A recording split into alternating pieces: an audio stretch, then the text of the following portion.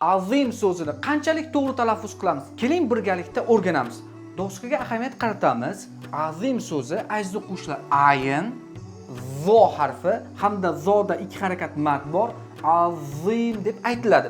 Ko'p holatlarda o'quvchilar bu zo harfini o'rniga za harfi bilan azim yoki chuchuk zal harfi bilan azim deb aytishadi. Aslida esa zo harfini talaffuziga ahamiyat beradigan bo'lsak, tilimizni uchi yuqori tishlarimiz orasidan birozgina chiqishi, ya'ni ozgina chiqishi va til orqasini ko'tarib azim, azim deb yo'g'on talaffuz qilishimiz kerak bo'ladi.